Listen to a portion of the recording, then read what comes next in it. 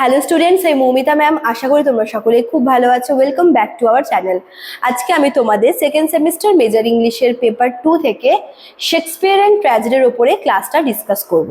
দেরি না করে শুরু করে দিই আজকের সেশনটা।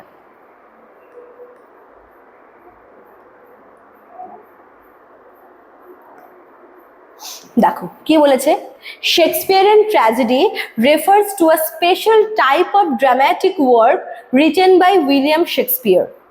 তো নামটার মধ্যে দেখো আছে শেক্সপিয়ারিয়ান ট্র্যাজেডি। তো এটা হচ্ছে এক ধরনের হচ্ছে ড্রামা, যেটা হচ্ছে তোমার ট্র্যাজেডি ড্রামা, যেটা মেনলি একটা স্পেশাল টাইপের ট্র্যাজিক ড্রামা, যেটা ইনভেন্ট করেছে হচ্ছে শেক্সপিয়ার নিজে। ঠিক আছে, where the central theme is the downfall of a noble and powerful character. Shakespearean ট্র্যাজেডির যে সেন্ট্রাল থিম বা যেটা মেন ফিচার, সেটা হচ্ছে এই ড্রামাতে যে আর কি মেন হিরো থাকবে বা যে প্রোটাগনিস্ট, তার ডাউনফলটা কিন্তু হবেই। ঠিক আছে, the main character known as the tragic hero is usually a person of high rank such as a king or a nobleman. যেটা বললাম যে ড্রামাতে যে মেন ক্যারেক্টার থাকে, যে প্রোটাগনিস্ট, যাকে অ্যাকচুয়ালি এখানে ট্র্যাজিক হিরো বলা হয়েছে, তার কিন্তু ডাউনফল দেখব। এবং সে কিন্তু কোনো অর্ডিনারি পিপল না, সে অবশ্যই হবে কোনো একজন হাই র্যাঙ্কের কোনো একজন কিং বা হতে পারে কোনো একজন নোবেলম্যান। তার প্রচুর ট্যালেন্ট, তার প্রচুর গুণ আছে, তবুও তার কোনো একটা মিস্টেক কিন্তু তাকে তার ডাউনফলে নিয়ে যায়। ঠিক আছে, ডেসপাইট হিজ গ্রেটনেস, যেটা বললাম যে তার মধ্যে হয়তো প্রচুর এরকম গ্রেটনেস আছে, সে হয়তো খুব হচ্ছে মানে একজন ব্রেভ সোলজার বা ভীষণ ট্যালেন্টেড বা হচ্ছে ভীষণ জেনারেস বা kind hearted, he possesses a fatal weakness called the tragic flaw। কিন্তু তার মধ্যে একটা উইকনেস বা তার কোনো একটা মিস্টেক থাকবে, যেটাকে বলা হয় হচ্ছে ট্র্যাজিক ফ্ল। আর তার এই ট্র্যাজিক ফ্ল এর জন্যই কিন্তু তার ডাউনফলটা হয়। ঠিক আছে, tragic hero, tragic flaw, downfall. ঠিক আছে, this tragic flaw may take the form of ambition. এবার এই ট্র্যাজিক ফ্লটা কেমন হবে, যেটা বললাম যে তার কোনো একটা মিস্টেক থাকছে, সে মিস্টেকটা কেমন হতে পারে? তার অতিরিক্ত অ্যাম্বিশন, পাওয়ার বা অন্য কিছুর প্রতি, অতিরিক্ত প্রাইড, তার নিজের ওপরে হয়তো অতিরিক্ত প্রাইড রয়েছে, তার নিজের ক্ষমতার উপরে, জেলেসি। ঠিক আছে, অথবা এক্সেসিভ ট্রাস্ট, অতিরিক্ত বিশ্বাস। এই যে বিষয়গুলো আছে, যে প্রচুর পরিমাণে বা ভীষণ বড় কোনো একটা অ্যাম্বিশন থাকতে পারে, অতিরিক্ত প্রাইড থাকতে পারে, বা গ্রিড, জেলাসি বা এক্সেসিভ ট্রাস্ট। এই যে বিষয়গুলো, এগুলো হচ্ছে কিন্তু আমরা সেই ট্র্যাজিক হিরোর মধ্যে দেখতে পাই, মানে এগুলোর মধ্যে কোনো একটা দেখতে পাই। এটাই হচ্ছে তার ট্র্যাজিক ফ্ল, যেটা তাকে তার ডাউনফলের দিকে নিয়ে যাবে।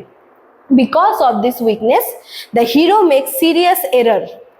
এই যে মিস্টেকগুলোর কথা বললাম বা এই যে ফ্লগুলোর কথা বললাম, এর মধ্যে কোনো একটা উইকনেস বা কোনো একটা মিস্টেক সেই হিরোর মধ্যে আমরা দেখতে পাবো।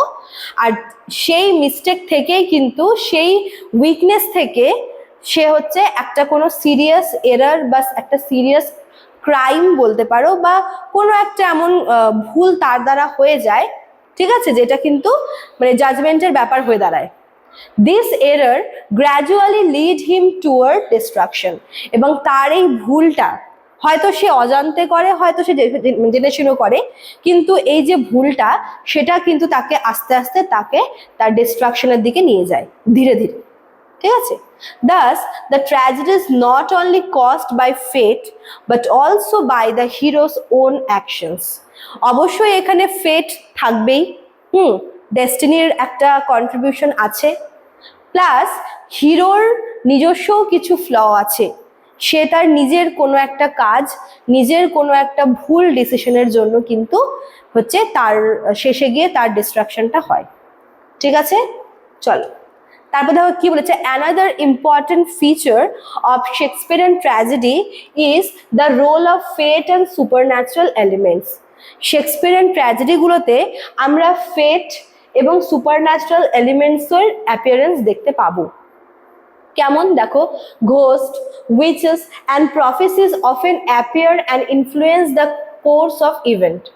হতে পারে কোনো ঘোস্টলি অ্যাপিয়ারেন্স থাকবে, হতে পারে কোনো স্পিরিট বা উইচ বা এমন কোনো প্রফেসি যেগুলো কিন্তু হচ্ছে তার মনের মধ্যে আমার বা তাকে মানে সেই হিরোকে, ট্র্যাজিক হিরোকে কোথাও গিয়ে পুশ করবে সেই ক্রাইমটা করার, সেই মিস্টেকটা করার।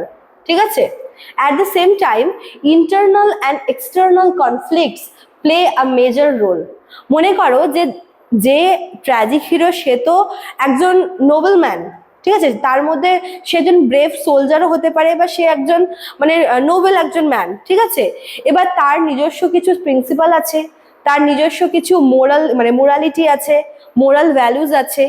এইবার সে তার মোরাল ভ্যালু একদিকে রেখে যখন বাইরের থেকে এরকম কোনো প্রফেসি বা মানে এক্সটার্নাল কোনো একটা কিছু দিয়ে যখন সে ইনফ্লুয়েসড হচ্ছে, তখন কিন্তু তার ভেতরে ভেতরে একটা কনফ্লিক্ট চলে, inner conflict and external conflict. ঠিক আছে?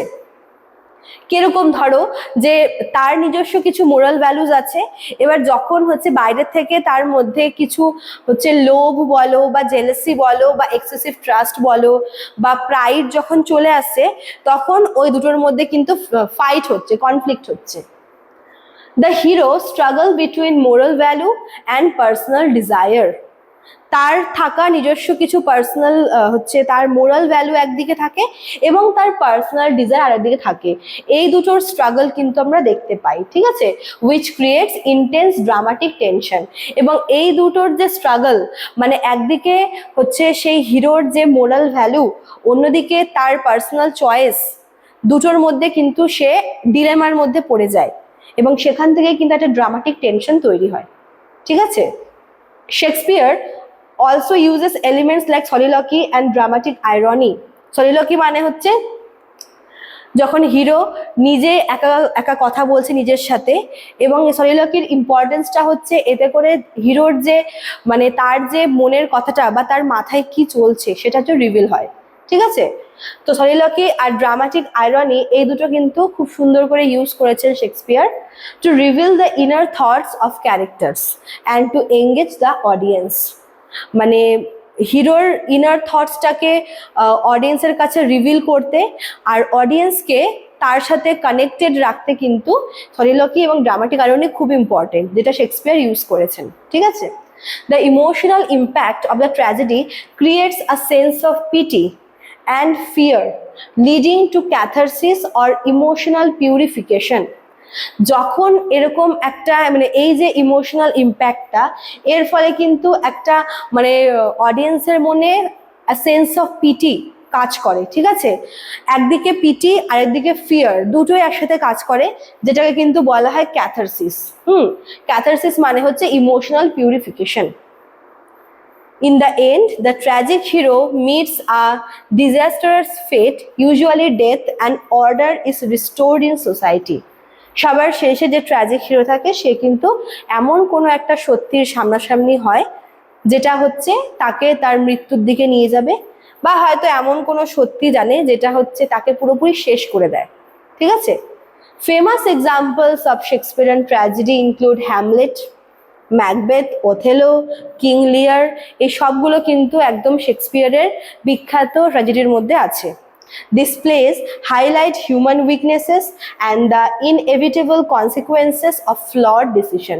একদিকে মানুষের নিজস্ব কিছু দুর্বলতা, যেরকম প্রাইড, তারপর জেলাসি, গ্রিড। অন্যদিকে হচ্ছে মানে তার ভুল ডিসিশনের জন্য মানে এমন কিছু কনসিকুয়েন্সেস, এমন কোনো ঘটনা যেগুলোকে কিন্তু সে কোনোভাবেই মানে ইগনোর করতে পারবে না। এই দুটোর মধ্যে মানে এই দুটো কিন্তু খুব ভালো করে আর কি দেখানো হয় শেক্সপিয়ারিয়ান ট্র্যাজেডিতে। ঠিক আছে? চলো, তো এই ছিল তোমাদের আজকের ক্লাসটা। যারা ভাবছো আমাদের কাছে অ্যাডমিশন নেবে তারা আমাদের অফিসিয়াল নাম্বারে কল করে নিতে পারো, আমাদের অফিসিয়াল নাম্বার এখানে দেওয়া আছে। এছাড়াও কিন্তু এখানে কোর্স ফিটাও দেওয়া রয়েছে মেজরের জন্য এবং মাইনরের জন্য। আর তোমরা চাইলে কিন্তু আমাদের অ্যাপ থেকে আমাদের থেকে কোর্স পারচেস করতে পারো, আমাদের অ্যাপের নাম দেখো কর্নারে দেওয়া আছে। ঠিক আছে? চলো, আজকে এতটুকুই থাকলো, দেখা হচ্ছে নেক্সট ক্লাসে। Thank you.